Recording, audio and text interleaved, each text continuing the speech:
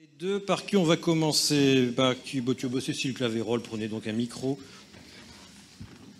Conseil économique, social et environnemental, vous avez vous-même publié, on ne dit pas publié, rapporté un rapport, c'est très, très mauvais, rapporté un travail sur les sols. Voilà, est-ce qu'il y a des parallèles à faire avec ce qui vient d'être fait? Est-ce qu'il y a des leviers d'action que vous aviez vous-même identifiés? Enfin, votre réaction sur ce qui a été dit. Alors effectivement, j'ai trouvé dans les conclusions de ce travail des rapprochements avec les préconisations que nous avions écrites dans cet avis du CESE, notamment sur la fiscalité, notamment sur la densification. Enfin, il y a pas mal de choses qui se rapprochent. Il y a une chose que je n'ai pas retrouvée, c'est l'idée de la réhabilitation. Alors c'est vrai qu'on est sur l'artificialisation des sols, mais il y a une question, me semble-t-il, quand on parle de ce que j'ai noté, quand on parle de construire, on n'a pas assez de logements neufs construits, mais qu'en est-il des logements vides, des logements anciens vides en centre-ville? Alors, quand on habite en province, c'est quand même très très fréquent de voir des centres-villes complètement morts, complètement vidés, et des constructions en lotissement en périphérie de la ville ou du bourg. Et il y a vraiment là une politique à avoir sur la réhabilitation des logements vacants et la réhabilitation des friches commerciales ou industrielles. Il y a une publication aujourd'hui dans Le Monde sur les friches commerciales en France. Voilà, donc il y a vraiment quelque chose d'important, et c'était quelque chose que l'on avait pointé dans cet avis.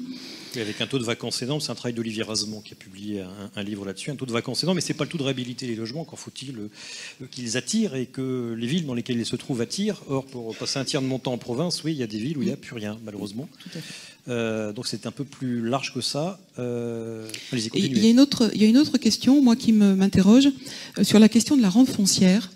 Je fais le lien avec une question qui est très peu abordée, et souvent on me dit mais pourquoi ça? Je fais le lien avec le niveau de retraite des agriculteurs. Quand vous avez un niveau de retraite aussi bas que celui des agriculteurs qui ont travaillé toute leur vie, à un moment donné, si vous avez la chance d'avoir des terres en périphérie d'une ville, vous êtes très content de les vendre et de multiplier par X votre capital. Et ça, c'est humain. Quand vous avez la possibilité de pouvoir vivre avec un peu plus d'argent que les 700 € que vous accorde la retraite agricole, vous le faites. Si vous avez la malchance d'être au fin fond de la Corrèze, vous n'allez pas valoriser vos terres. Et si vous avez la malchance de ne pas être propriétaire, vous n'allez pas faire ça. Mais il y a quelque part une vraie question de société sur ce niveau de retraite agricole. Voilà. Ça, c'est une question qui, moi, me pose... voilà. Et puis, dans ce qui a été dit, là, j'ai aussi la question... ça a été abordé à la fin, le ressenti des citoyens vis-à-vis des terres agricoles. Quelle valeur est donnée à la terre dans notre société? On est sur quelque chose... la terre n'a pas de valeur. On va construire à côté. Là, il y a des prairies, il y a des champs. On va construire, c'est disponible, c'est libre. On y va. Quelle est la valeur que l'on accorde vraiment intrinsèquement? Et quand je dis valeur, c'est pas valeur financière. Quelle valeur à la terre en termes de terre nourricière, de terre de production, de terre alimentaire? Et ça, c'est vraiment une question qu'il faut qu'on pose à nos concitoyens. C'est vraiment quelque chose que l'on doit... voilà, c'est une sorte de sensibilité à cette question. La terre, à côté, c'est pas juste une surface sur laquelle on peut construire un centre commercial ou ma maison. C'est pas juste ça. C'est beaucoup plus que ça. Et ça, aujourd'hui, il y a un manque de perception de cette valeur-là. Partager cette analyse, Sandrine? Oui, on ne donne pas de valeur à la terre agricole en France, pays de paysans? Je vais développer sur ce point, parce qu'au-delà de la terre agricole, on ne donne pas la vraie valeur aux services écosystémiques, donc aux services rendus par la nature. Moi, je voulais revenir sur ce rapport. Déjà, je suis très heureuse de me retrouver dans cette salle où il y a exactement 5 ans, en 2012, avec Jean-Claude Marcus, nous avons lancé le club parlementaire pour l'étude et la protection des sols, et on manquait beaucoup de données. Il y avait une vraie bataille qui se menait au niveau européen pour tenter d'avoir une directive 4 sur les sols, directive qui a été enterrée on va en parler. en 2014. Va nous en parler tout à l'heure. Mais je voulais situer dans ce contexte, parce que ça me fait plaisir d'être là à nouveau, et que le premier point sur lequel moi j'aimerais revenir et vous interroger, c'est sur la définition. Sur la définition d'artificialisation, et selon moi j'ai ressenti un manque dans le cadre de cette étude. Alors on a eu une définition de l'artificialisation, moi je suis allée dans le même Larousse et je suis allée voir ce qui était artificiel. Et ce qui est artificiel, c'est ce qui est contrefait, et puis pour une définition la plus simple, c'est ce qui n'est pas naturel. Et dans les travaux de la Commission européenne, et quand on a travaillé sur cette directive, on définit les termes et on donne une définition par rapport à un objectif politique. C'est ce qui a été évoqué. L'objectif est de s'interroger sur les sols et l'artificialisation des sols, c'est de définir une politique en faveur de la protection des sols, a priori. Et à partir de cette idée de protéger ou préserver les sols, c'est pas préserver les sols pour préserver les sols, mais a priori pour préserver leur capacité à remplir leurs fonctions, notamment écologiques, économiques, sociales et culturelles. Ça, c'est ce que nous disait, et c'est dans ce cadre-là que s'était inscrit cette définition au niveau européen. Et puis sur la nécessité de protéger les sols, donc là c'est les tout débuts des travaux, le cadrage de la Commission. On est en 2006. Le problème, et donc on ne le retrouve pas, je vais y venir, donc c'est de lutter, ou en tout cas de résoudre le problème de la dégradation des sols, qui pose un problème en France et en Europe. Et cette dégradation, il est très, très clairement dit dans le texte, mais on ne le retrouve pas dans le rapport, qu'elle est provoquée ou aggravée par des activités humaines, telles que des pratiques agricoles et sylvicoles inadéquates, les activités industrielles, le tourisme, l'expansion urbaine et industrielle et l'aménagement du territoire. Sur cette deuxième partie, c'est parfaitement bien documenté, traité, analysé dans cette étude, et on s'en réjouit. Mais on part du principe que, et ça a été dit, c'est sol agricole contre urbanisation. Or, aujourd'hui, et le problème en matière de dégradation des sols, et si on doit vraiment avoir une politique de préservation des sols, on a des sols agricoles où, est-ce qu'on parle d'imperméabilisation, d'artificialisation, mais on a des sols agricoles qui nous posent exactement les mêmes problèmes que des sols urbains. On a du ruissellement, on a du problème de pollution, alors c'est pas de la pollution métaux lourds, mais c'est d'autres polluants qui viennent polluer l'eau, où on se retrouve donc face aux mêmes problèmes, où donc en principe on devrait les intégrer aux problèmes et aux solutions à envisager en cas de politique publique de préservation, de reconquête de qualité de nos sols. Et ça, c'est un des manques dans l'étude. En tout cas, moi, il y a un moment, au fur et à mesure que je lisais, je me disais que ça allait, même si au départ, artificialisation, c'est tout ce qui n'était pas à usage agricole, forestier et naturel. Je me dis qu'il y a quand même un moment où on allait avoir cette analyse, et malheureusement, elle est absente de l'étude. Donc ça, c'était un élément sur lequel je voulais attirer votre attention. Et quant aux questions des moyens et de la valeur, ça a été évoqué, il y a les instruments juridiques. Moi, j'ai bien noté qu'on a tout un travail à faire, et notamment d'harmonisation, qui était l'objet d'une directive cadre sur les sols ou d'une loi cadre en France. On peut commencer, rien ne nous empêche de commencer à avoir une réglementation au niveau français et puis ensuite de la partager au niveau européen. C'est arrivé peut-être, rarement, dans d'autres domaines. Mais c'est pas parce que ça n'a pas été fait que ça pourrait pas être fait. Sur l'eau, c'est vrai que sur l'eau, on a à partir de 64, donc pourquoi pas.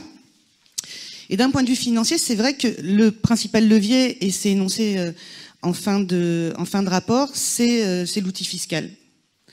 C'est-à-dire qu'on est à la fois des outils d'incitation à préserver des milieux naturels, et moi je parlais plutôt de milieux naturels que de milieux agricoles, forestiers, etc., contre l'artificialisation d'une manière générale, et notamment en matière d'urbanisme.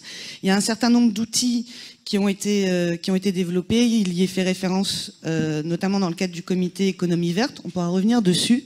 Mais à ce stade, puisque la parole repassera peut-être, simplement vous alerter et vous dire que s'il y a des outils fiscaux qui pourraient être développés pour préserver nos sols, pour préserver la biodiversité, aujourd'hui, et notamment dans le projet de loi de finances 2018, c'est exactement l'inverse qui se produit. C'est exactement l'inverse qui se produit, et notamment sur la taxation des revenus des espaces naturels, qui augmenterait de 2%, de 60,5% à 62 22,2%, à l'inverse de la taxation des revenus de tous les autres biens, qui va être abaissée à 30%. Donc vous voyez, biens financiers, matériels, 30%, et pour des espaces naturels, c'est le double. Donc on n'est vraiment pas dans une logique incitative à préserver nos espaces naturels. L'imposition des plus-values immobilières, de la même manière, augmentera de 2%, alors que dans le même temps, l'imposition des plus-values boursières est supprimée. Là encore, ça démontre très clairement que on ne va pas dans le sens de la préservation de la biodiversité, de développer les outils qui les favoriseraient. Et certaines d'autres mesures qui vont dans ce sens. Mais en même temps, Nicolas Hulot a émis l'hypothèse d'une taxe béton qui porte mal son nom. Vous en pensez quoi, Sandrine et Yann? Alors je passerai la parole à Yann, puisqu'il a travaillé aussi là-dessus, et dans le cadre d'Humanité et Biodiversité, et depuis une bonne dizaine d'années, c'est en effet, alors ça s'appelait taxe béton, donc moi j'ai pu lire dans la presse, à la suite de cette annonce, c'était essentiellement les cimentiers, etc., qui s'inquiétaient de voir les matériaux surtaxés, alors qu'en réalité, sous taxe béton et qui est généralisée, c'est cette logique d'avoir un système incitatif, ou voire de transformer, et je laisserai Yann en parler, notamment sur les taxes départementales, d'avoir des réaffectations qui sont des outils du coup fiscaux qui favorisent, ou en tout cas incite à préserver des espaces naturels, alors qu'aujourd'hui, fiscalement et même économiquement, pour une collectivité locale, c'est plus intéressant d'urbaniser pour elle que de préserver ces espaces naturels. Et ensuite, ça nous amène aussi,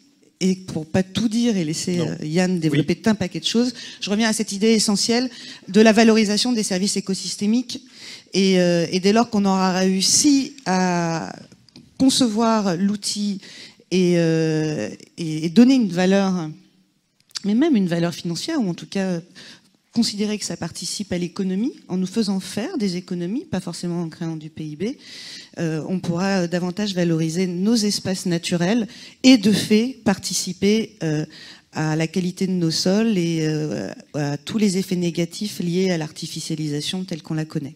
Alors Yann Laurent, cette idée de taxe béton sera plutôt une espèce de redevance artificialisation, je ne sais plus quel terme il faut employer, comme une redevance sur la pollution de l'eau qui pourrait être affectée par exemple pour aider à la réhabilitation de friches industrielles. On ne sait pas encore ce qui serait justement ce qui sortirait de ce projet, mais qu'est-ce que vous souhaiteriez voir avec ce projet?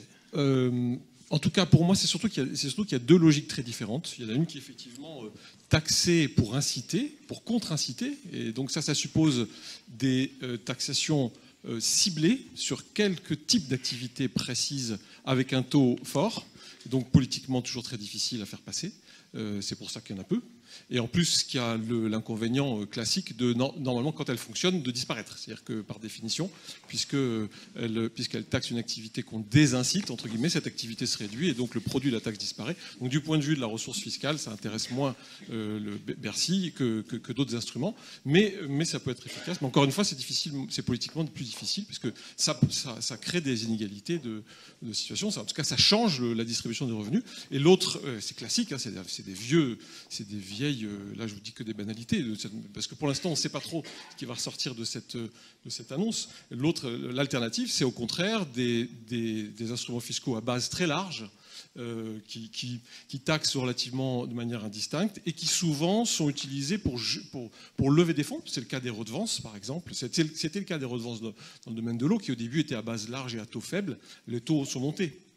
Mais c'est l'autre logique qui consisterait à taxer de manière très, très, très large, à faible taux, de manière relativement indolente, à générer du revenu dont on se sert pour gérer le problème, pour subventionner ceux qui, l'année en question, en fait, sous forme d'une mutuelle, en fait, hein, c'est le principe effectivement de la redevance, qui gère quelque chose, qui mettent en œuvre des actions, etc. On ne sait pas encore ce qui est derrière ces projets, mais effectivement, ce que j'avais écrit à un moment, c'est de dire que ce n'est pas du tout la même philosophie, c'est pas du tout les mêmes enjeux, c'est pas du tout les mêmes cibles, c'est pas du tout les mêmes données dont on a besoin et sur lesquelles on peut travailler. C'est pas le même scénario de travail. On ne sait pas encore ce qui sortira. Moi, je voulais en profiter, du coup, je profite du fait que j'ai le micro pour d'abord saluer ce travail. L'IDRI, c'est une fondation de recherche, donc on est à la fois un institut de recherche, on publie, et aussi un think tank, et on s'approche du travail des ONG dans un certain nombre de cas. Et il faut saluer le travail d'expertise. Il y a bien le mot expertise, c'est important l'expertise, c'est-à-dire ce début de passage entre la recherche, les résultats scientifiques, et l'action, et le discours, et la production de messages, de signaux. Et c'est un travail difficile, un travail ingrat, qui ici est fait avec beaucoup enfin, c'est très étendu et c'est très utile. Il y a beaucoup de choses, moi, qui m'ont fait réagir, en me disant comme ça, en piochant dans le rapport quelques éléments, je me suis dit, il y a plein de choses dont on peut se servir, qui montrent bien que ça fonctionne comme expertise. Alors, de ce point de vue-là, justement, je voudrais... il y a 4 points que j'ai remarqués. Le premier, c'est que vous avez remarqué, on en a parlé au début d'ailleurs, on ne sait pas bien définir l'artificialisation autrement que par extension. Vous connaissez peut-être la différence entre une définition par extension ou par compréhension, c'est-à-dire par extension, c'est quand on définit quelque chose par la somme des objets qu'il compose. On sait dire effectivement tout ce qu'il y a dans l'artificialisation, plein de choses relativement hétérogènes. On ne sait pas bien la définir en compréhension, c'est-à-dire quelle est la logique qui fait que je pourrais prédire que ça c'est l'artificialisation, ça c'en est pas. Et ça pour moi ça traduit quelque chose qui est très important et intéressant du point de vue de l'action politique notamment, c'est que au fond le terme français, d'ailleurs on l'a rappelé, ça n'existe, il n'y a pas d'équivalent anglophone, le terme français est un ensemble de choses qui renvoient à des préoccupations extrêmement différentes, agricoles, urbaines, esthétiques, paysagères, rurales, etc., de plein de nature. Et c'est pour ça que c'est un sujet important, c'est pour ça que c'est un sujet qui monte, c'est qu'en fait il est au carrefour de beaucoup de préoccupations sur le territoire. En fait ce qui rassemble tout ça, c'est la préoccupation du changement profond d'occupation du sol, de la manière dont on occupe le sol, qui concerne de la forêt, la biodiversité, la biodiversité agricole, jusqu'au centre-ville et à la désertification du centre-ville, en passant par le paysage, etc. Donc ça me paraît très intéressant de l'avoir rappelé, et pour moi, j'y reviendrai peut-être à la fin d'ailleurs, c'est un vrai sujet, et c'est une occasion d'alliance entre différents types d'acteurs qui portent un sujet, un point commun, même si les préoccupations sont très différentes. Le deuxième sujet, c'est au fond, la discussion qu'on a eue aussi, là, que vous avez retracée, sur le problème de la mesure. On s'est dit, et c'est vrai, qu'on a des problèmes d'étalons de mesure, de méthodes de mesure, qui fait que, par exemple, comparer Corinne Landcover et Terruti, etc., c'est problématique, etc. Pour moi, c'est à la fois un problème et c'en est pas un. C'est-à-dire que, d'un côté, c'est effectivement un problème, on manque de données, de mesures, pour s'intéresser à la gestion de l'artificialisation au niveau local, là où elle se gère beaucoup quand même. C'est-à-dire qu'à l'échelle d'une communauté, d'une collectivité, d'une interco, d'une région, d'un département, effectivement, souvent, on n'a pas l'équipement d'information en termes voilà, on n'a pas le système de données qui permet de gérer à l'échelle où on doit gérer, c'est-à-dire assez finement au fond, entre les différents types d'occupation du sol. Donc là, effectivement, sur le territoire français, en moyenne, on manque d'informations. Il faut noter l'exception notable de l'Île-de-France, avec le travail remarquable de l'Institut d'aménagement et d'urbanisme depuis longtemps, avec une grande profondeur de données, une grande profondeur, largeur de classification. Et donc, on peut faire un travail, on a essayé de le faire à l'IDRI, en utilisant ces données, et en fait, quelque part, ça dit juste qu'on sait faire. Ça représente des moyens, ça a été rappelé, c'est que ça suppose qu'il y a beaucoup de travail, de terrain, etc. Mais on pourrait souhaiter que, en gros, on ait sur le territoire français un maillage équivalent à celui qui existe sur l'Île-de-France. En revanche, il ne faudrait pas se cacher derrière ce problème pour dire on ne sait pas encore, donc on ne peut pas agir. À l'échelle politique, des décisions politiques, on a vu avec cette expertise, avec plein d'autres choses, on a largement de quoi. On sait à peu près où ça va, on sait quelles sont les tendances, on sait quels sont les problèmes majeurs, on sait qui il dérange. Et au niveau donc de la politique nationale, on a le système de données qui permet, avec la couverture, avec les couvertures macro qu'on a, d'avoir des grandes tendances. C'est ce qu'on disait tout à l'heure, on peut agir, mais on ne le fait pas finalement. Voilà. Et pourquoi on ne le fait pas? Alors, j'y reviendrai effectivement. Le troisième point que j'ai remarqué, qui m'a beaucoup intéressé, c'est un chiffre qui a été rappelé tout à l'heure aussi, c'est, moi je me posais la question en tant qu'économiste, m'intéressant à la biodiversité, de savoir si l'artificialisation avait comme impact de réduire notre capacité, entre guillemets, à nous nourrir. Est-ce que l'agriculture française, du fait de l'artificialisation, réduisait sa capacité à produire l'alimentation dont ont besoin les Français, le monde, etc. C'est ce que dit la FNSEA et d'autres syndicats agricoles. La réponse est non, finalement. Alors voilà, les quelques chiffres qu'on a, qui ne sont pas nombreux et qui sont encore à contester, à consolider plutôt, peut-être qu'ils seront contestés, mais en tout cas ils sont à consolider, c'est ce fameux 0,26% en 6 ans. Vous avez remarqué ce chiffre. Il est très faible. Si vous regardez la variabilité de l'assolement agricole français, de la productivité, des spéculations, des prix, c'est rien en fait. Ça veut dire 2,6% en 60 ans.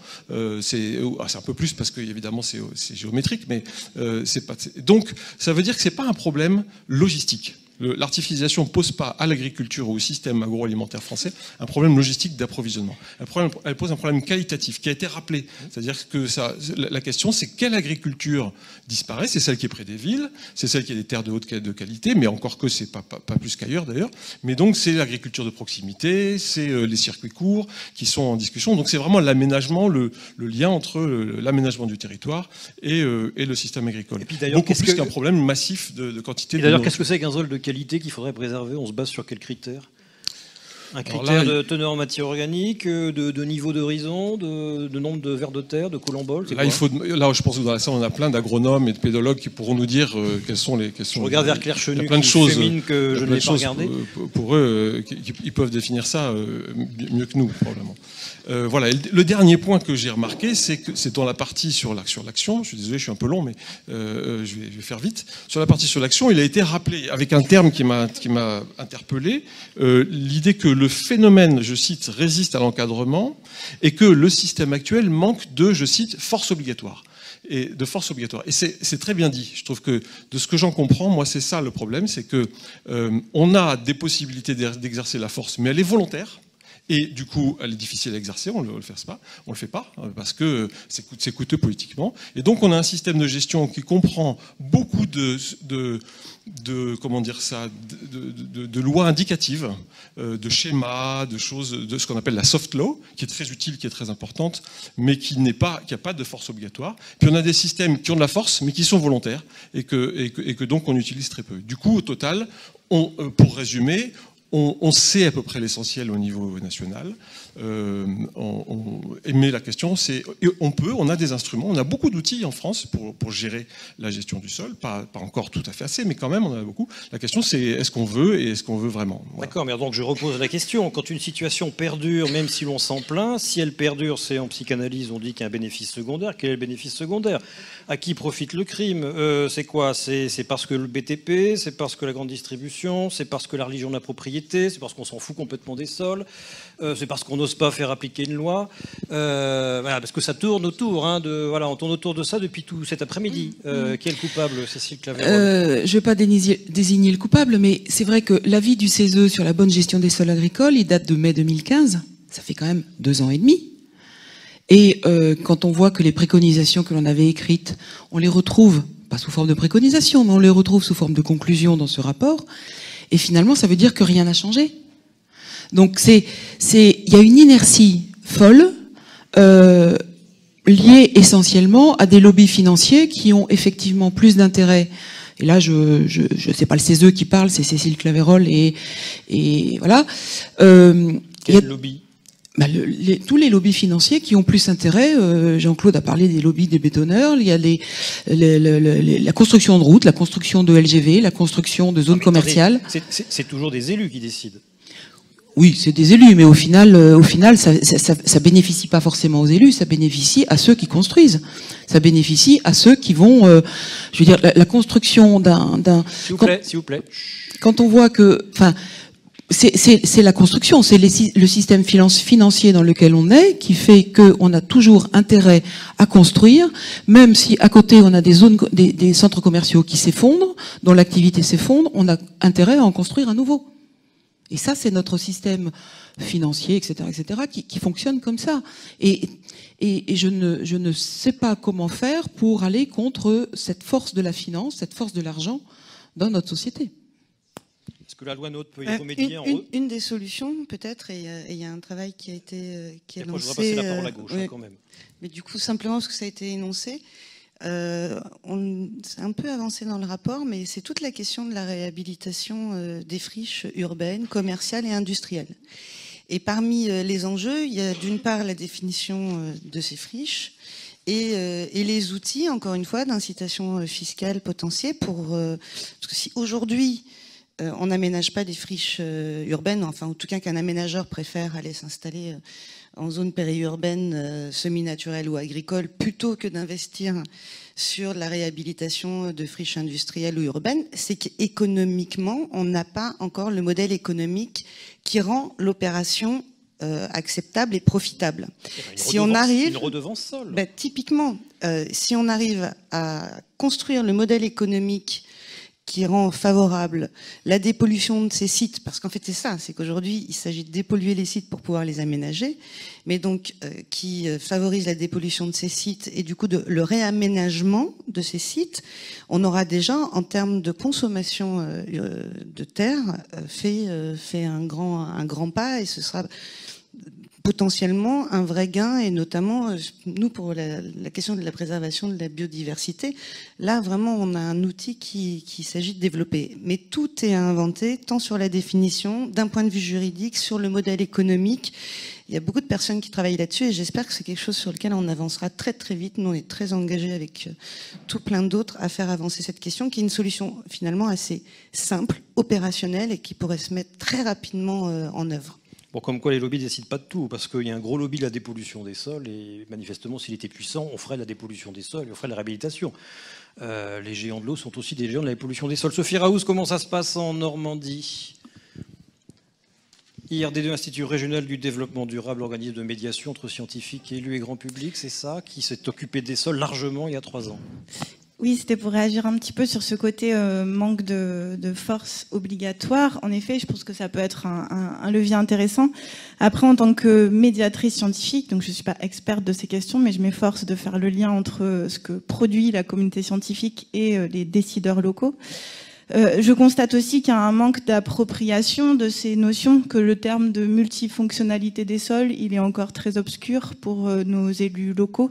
Et du coup, il y a un effort à faire dans ce sens-là, à faire percoler. On parlait en introduction que cette étude, elle a pour vocation aussi à percoler dans les territoires, que c'est le rôle de ces expertises collectives.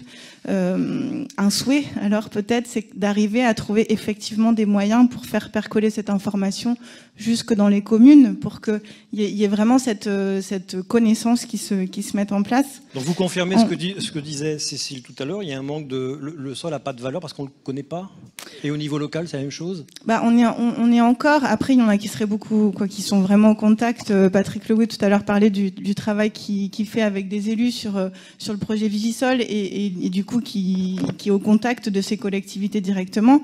Mais moi en tout cas j'ai le sentiment, pour en rencontrer aussi, que on est encore dans cette opposition urbain-agricole, mais qu'il faudrait pouvoir dézoomer un petit peu et montrer toutes ces fonctions que jouent les sols. C'est ce qu'on essaie de faire un petit peu en Normandie, donc au travers du projet Sol contre tous qu'on avait entamé en effet en 2014, qui avait vraiment pour vocation d'amener les décideurs locaux à prendre conscience de cette multifonctionnalité des sols. Puis on l'a fait continuer avec la mise en place d'un groupe de travail qui avait pour vocation de réunir à la fois des agences d'urbanisme, des laboratoires de recherche, le Conservatoire du littoral, Terre de Liens, la SAFER, le PF Normandie que j'ai vu aussi dans la salle. Et vraiment, on est convaincu que c'est par cet échange et cette animation de groupes de travail pluridisciplinaires et avec des casquettes différentes qu'on arrivera à faire percoler cette notion de multifonctionnalité des sols. Et à partir de là, on a essayé de mettre en place une stratégie régionale. Alors exactement le terme, c'était stratégie régionale partenariale pour une gestion durable des ressources en sol de Normandie. C'est long comme titre, hein? Oui, mais il fallait qu'on soit bien exhaustif. Donc on a écrit un pré-projet. On est encore en train d'y réfléchir. C'est pas évident parce qu'on se rend compte qu'il y a plein de parties prenantes différentes autour de la table avec des objectifs différents, des priorités qui sont différentes. Mais c'est passionnant en tout cas. Et puis, on s'est dit, peut-être que c'est un peu ambitieux, cette stratégie régionale.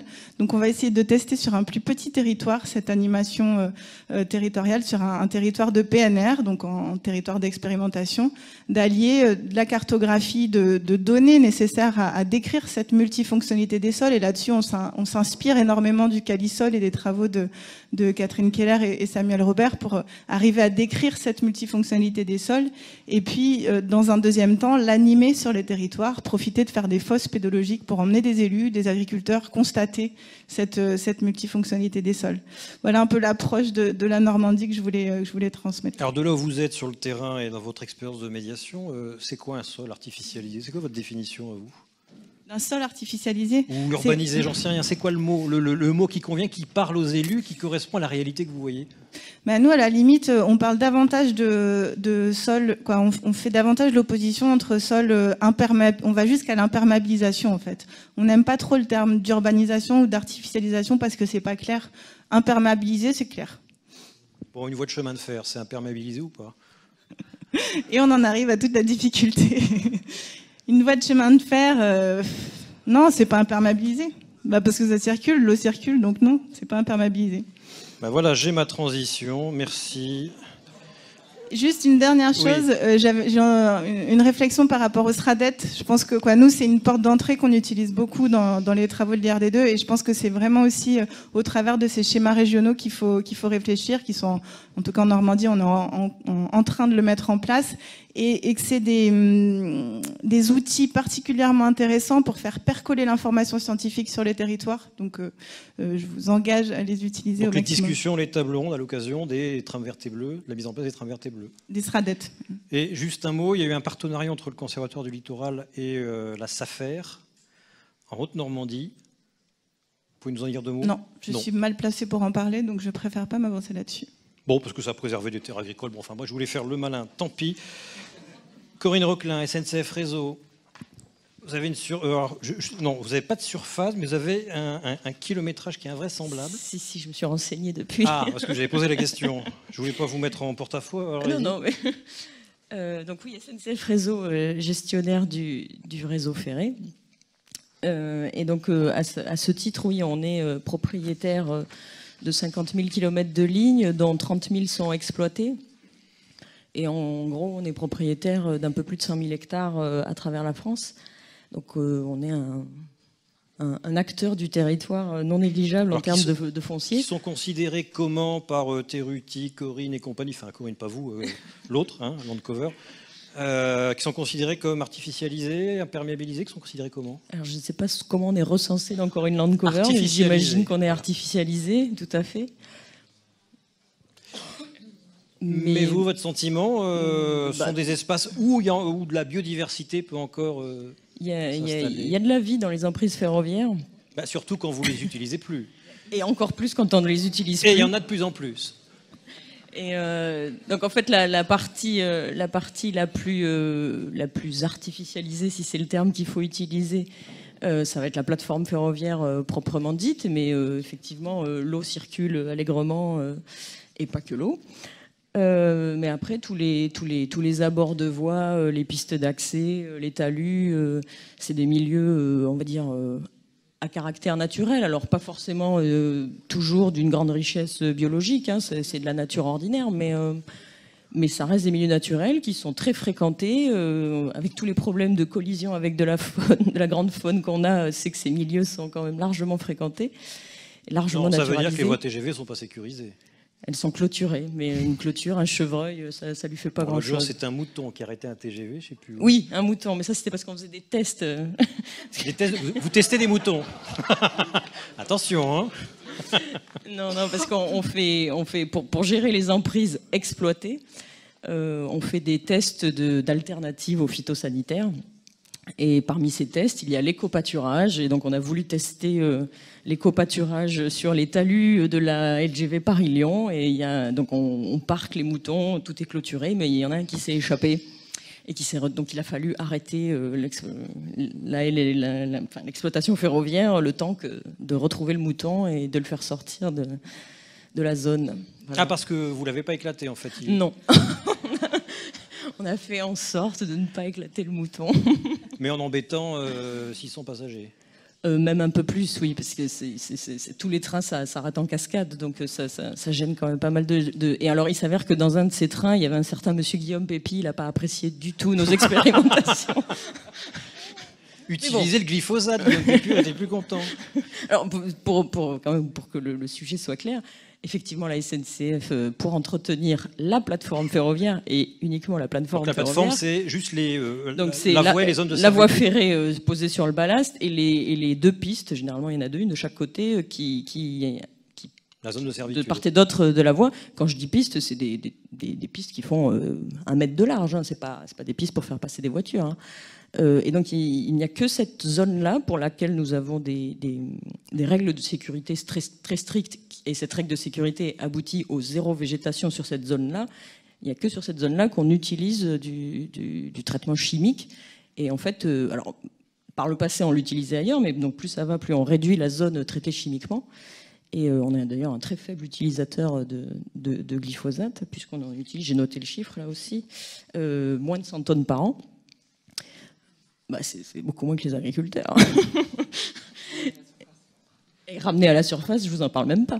Et donc on développe, de fait, on est en recherche et on développe tout un tas d'alternatives aux produits phytosanitaires pour entretenir le reste de nos abords par de la taille mécanique. Et puis même pour éviter de mettre des produits chimiques, aujourd'hui on développe des plateformes avec des systèmes de nattes anti-végétation pour que la végétation ne pousse pas à travers la plateforme. Et donc on pose des nattes anti-végétation sous le ballast pour éviter d'utiliser des produits phytosanitaires.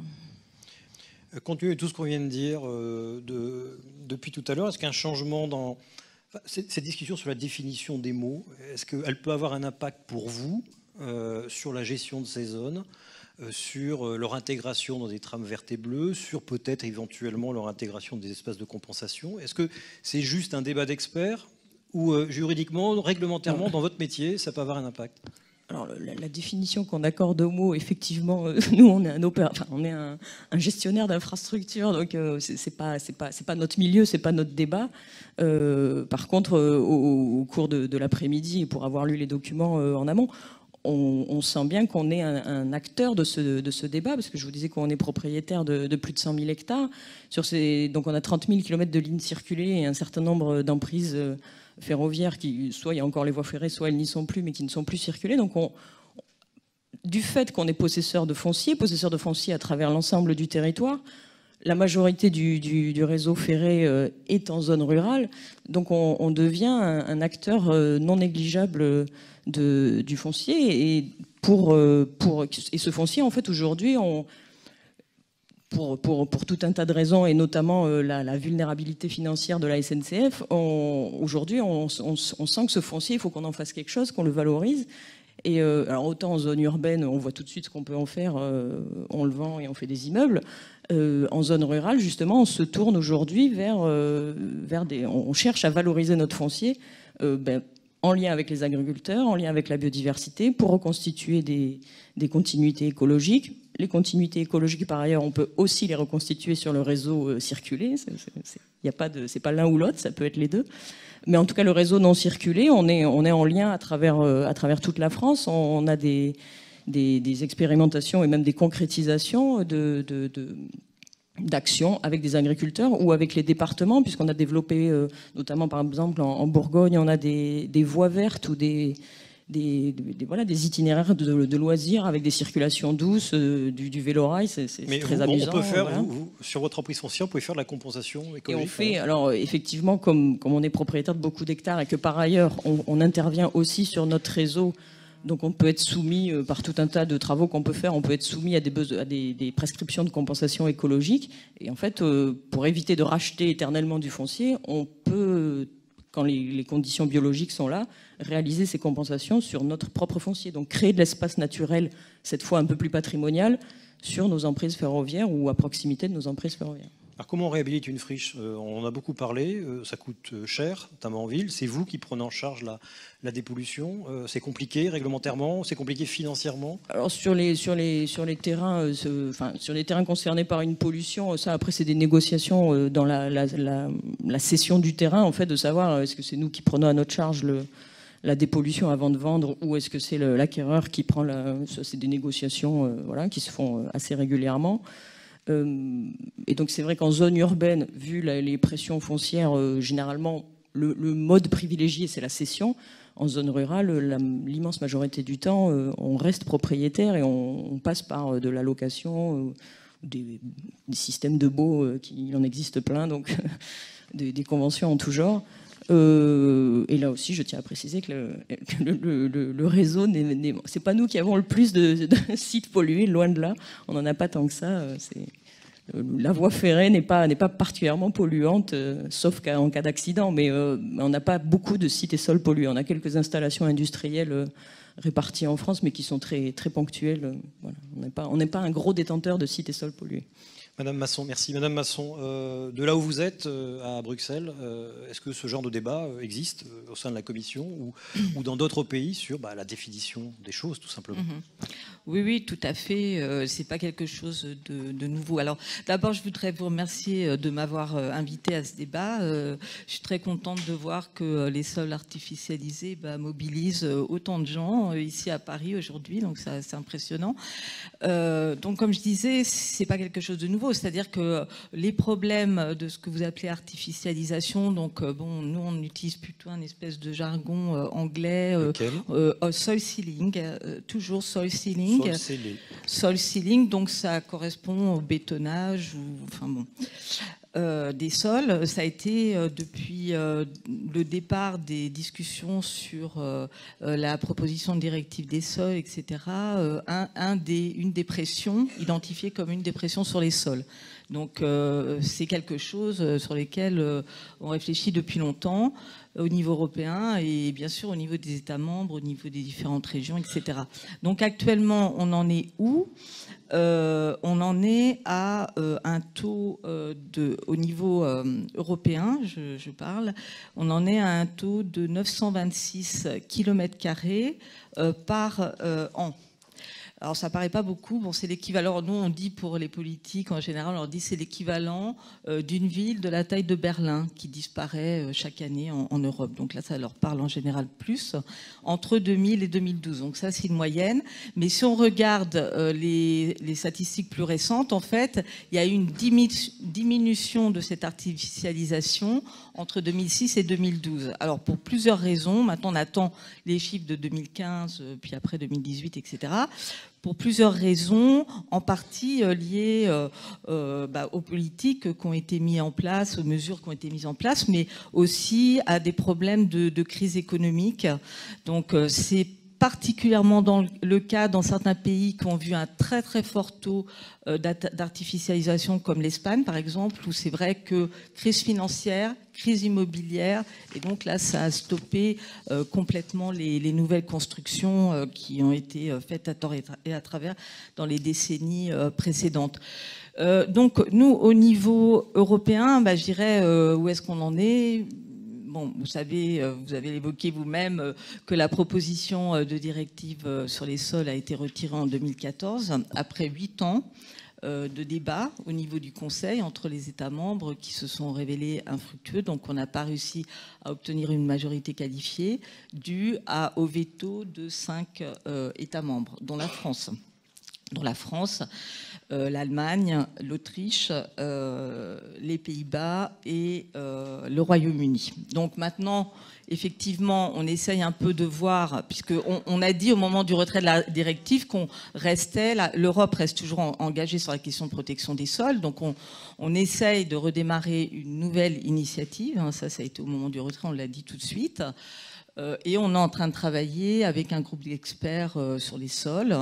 Donc les experts sont nommés par les États membres. Il y a des représentants du ministère de l'Agriculture et de l'Environnement. En France, c'est les deux.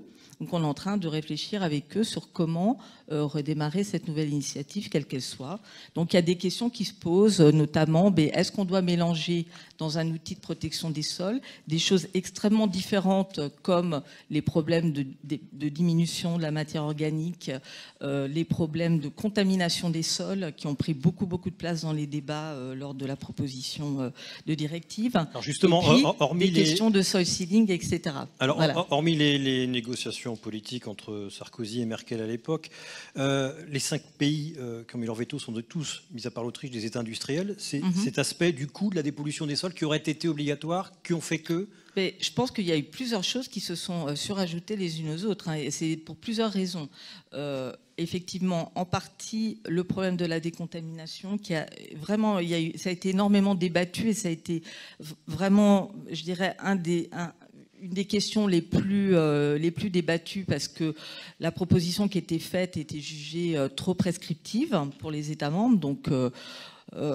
voilà, ça ne plaisait pas, notamment aux États membres qui avaient déjà une loi, des lois, des réglementations sur la protection des sols et notamment les sols contaminés qui étaient déjà très avancées. Donc vous voyez que parmi les États qui ont été contre, et notamment pour les raisons de sols contaminés, il y a l'Allemagne qui avait poussé quand même la Commission à faire une proposition de directive.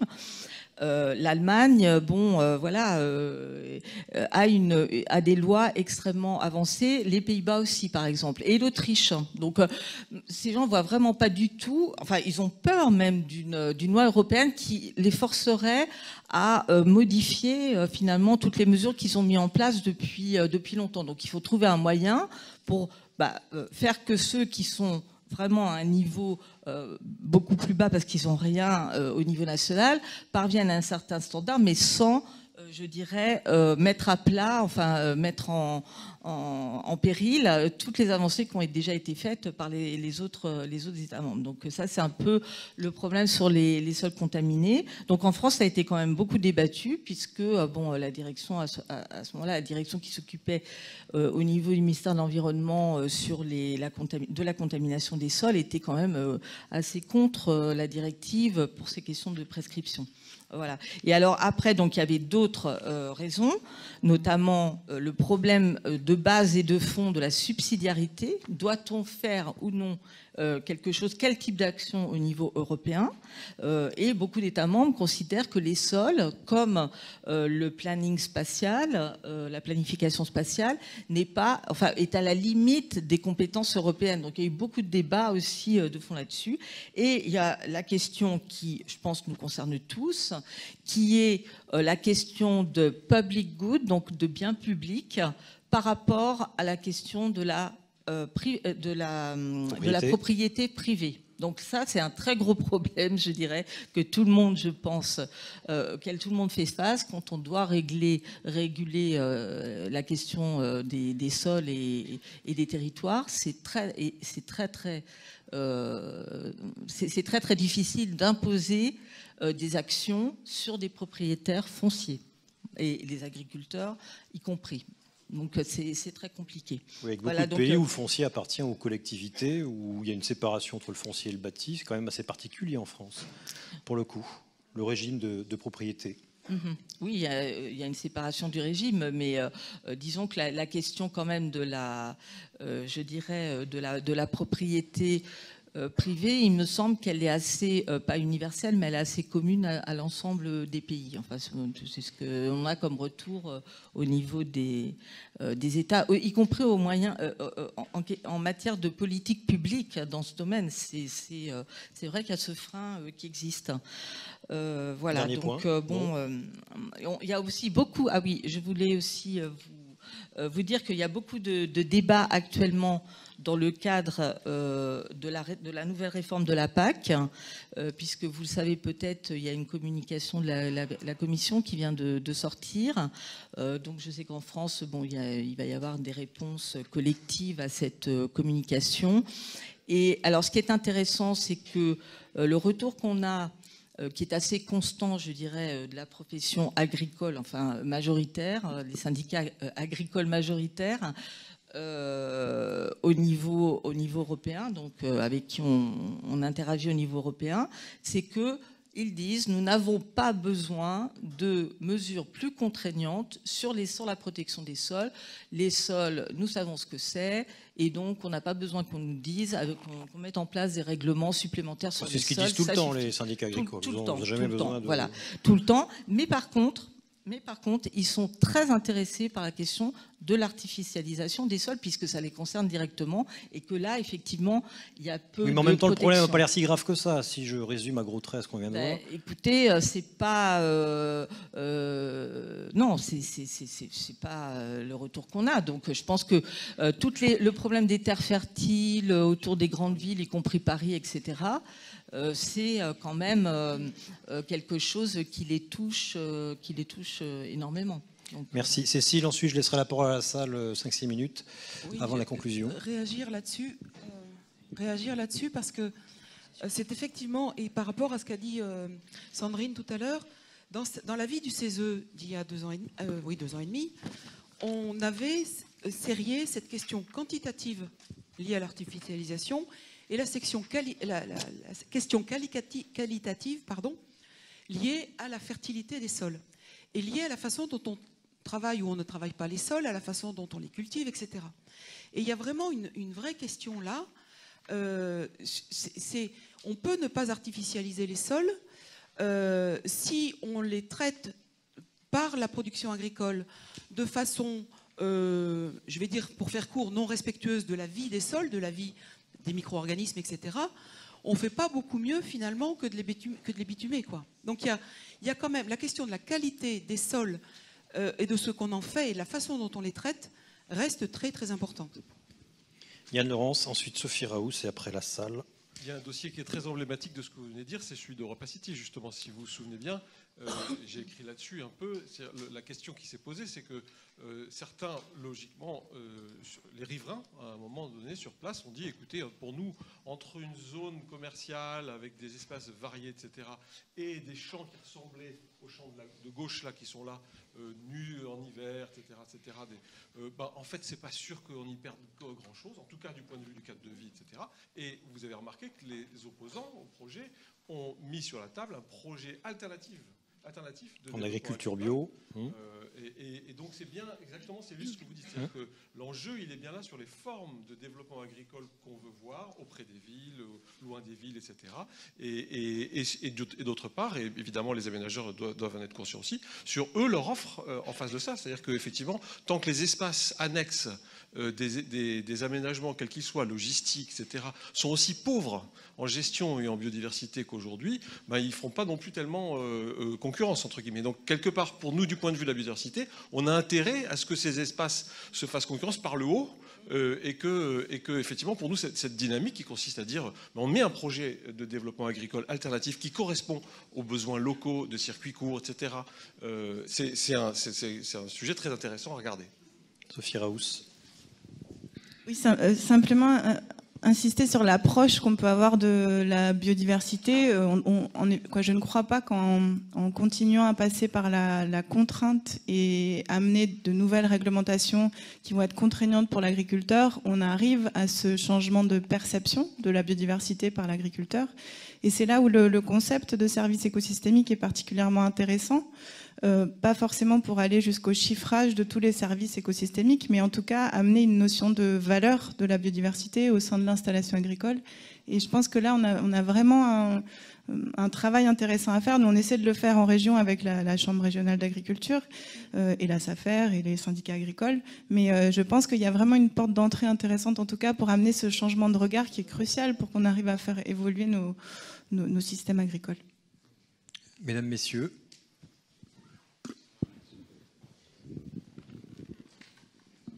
Attends, Jean-Claude, je voudrais quelqu'un d'autre. Monsieur a levé la main avec une cravate rose. Non. Si, c'est un rose. Bonjour, monsieur. Bonjour, Albert Dervieux, donc je suis au CGDD. Donc la question que je pose, alors j'aurais dû la poser tout au début, mais enfin, excusez-moi de la poser. Ça fait un peu une transition sur la valeur de la nature.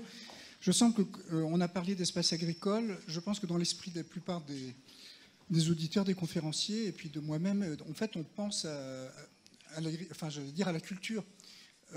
L'élevage, on n'en a pas parlé, et puis bon, je ne vais pas rouvrir un débat sur l'alimentation, hein, c'est pas ça, mais d'un autre côté, effectivement, là je me place du point de vue de la biodiversité, l'un des grands enjeux, bien sûr, ce sont les prairies.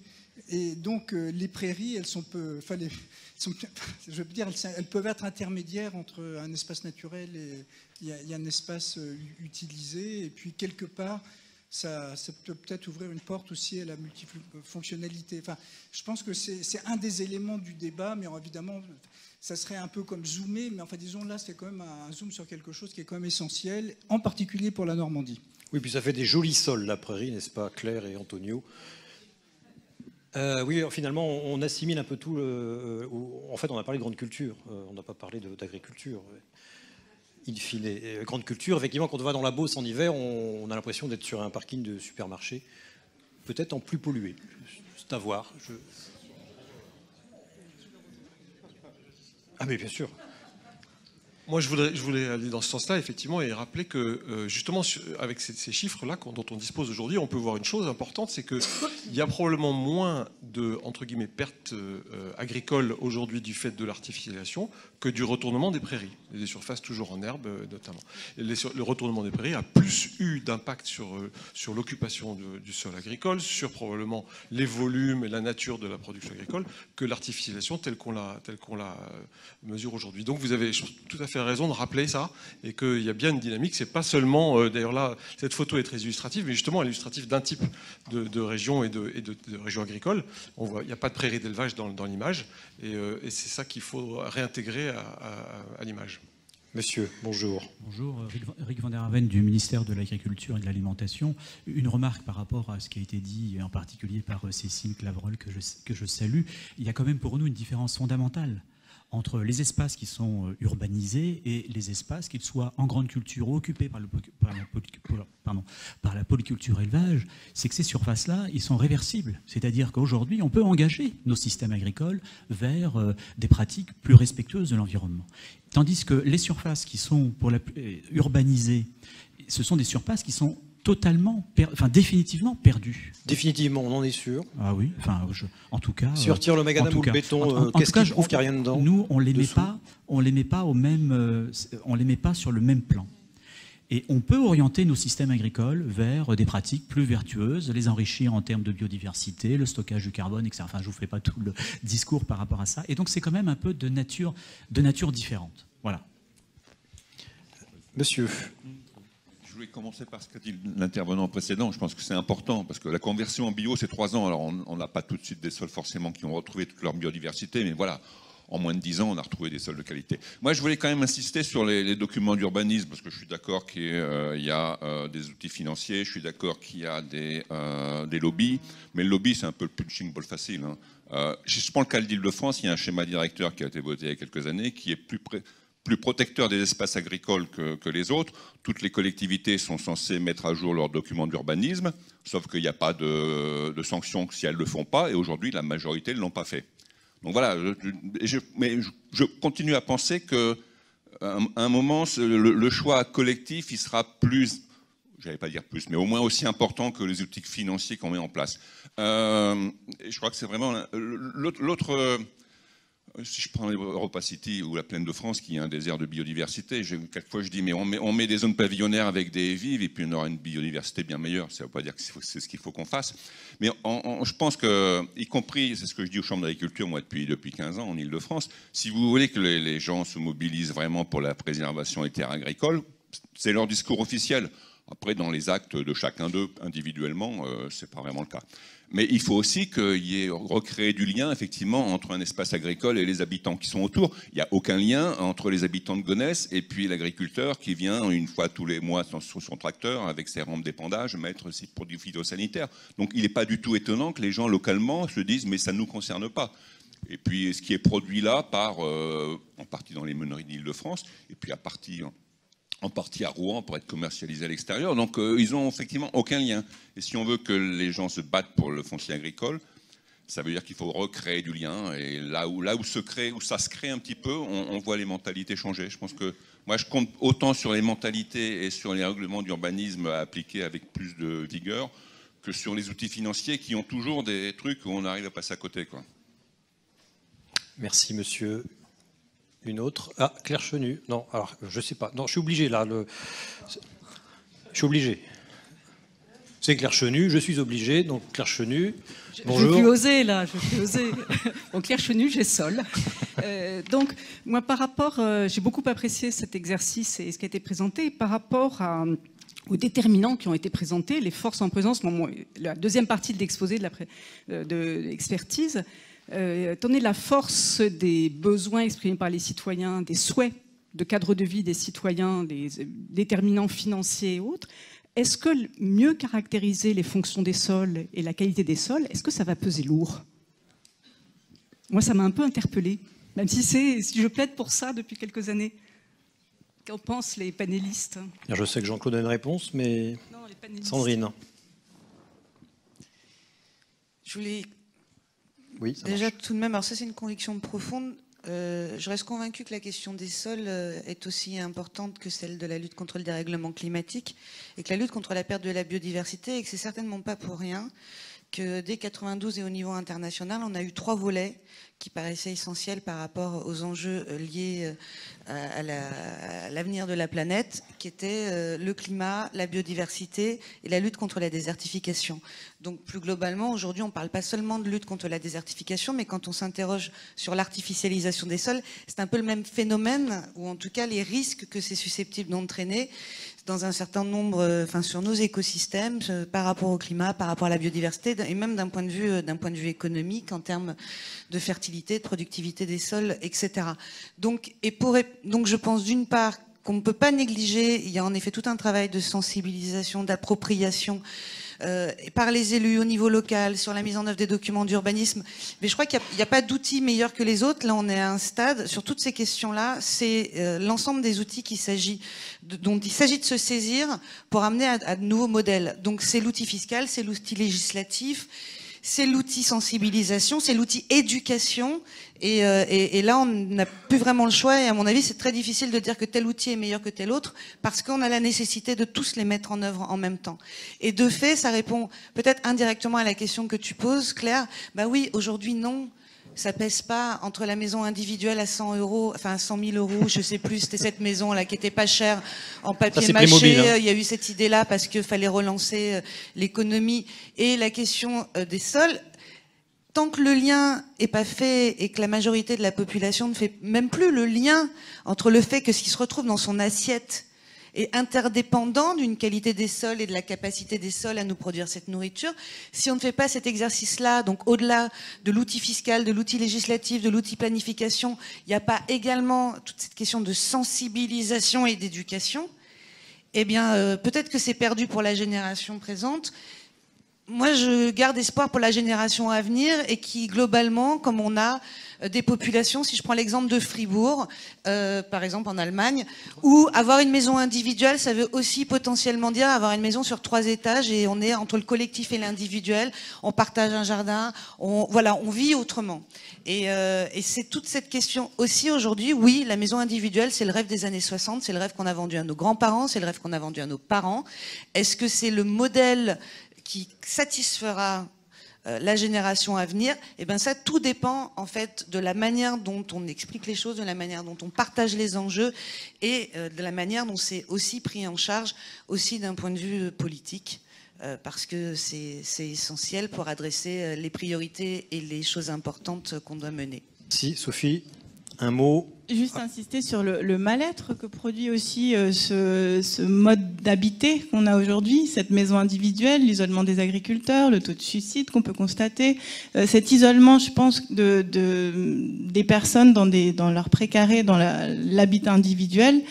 Je crois qu'on va y revenir et je crois qu'il y a des projets qui se développent de plus en plus d'habitat participatif, de mutualisation de certains services sans aller jusqu'à la communauté. Mais en tout cas, je pense que l'éducation des gens, au travers de l'éducation et de nouvelles manières d'habiter, on peut tout à fait arriver à enrayer cette logique.